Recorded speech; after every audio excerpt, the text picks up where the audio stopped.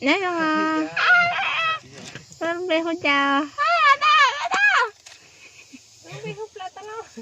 Có mấy chưa? Ủa gì lú thầu à? Chà, có chụp bên này mất gì lò? Tí gì trong đó nó mà, ừ. Có cháu hỏi thức tôi. Ồ, gì lú chết liều lô. Ồ, có cháu hỏi thức tôi.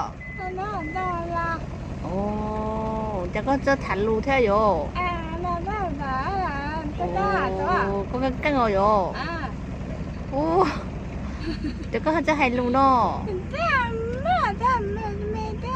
Nó theo cái bà. Đông Hải rong xe, cho hai lù theo. Ồ, rồi, cho cháu luôn đi. Có chứ con đâu. Ồ, đừng để che em mà xin chí đua nữa. Bye bye.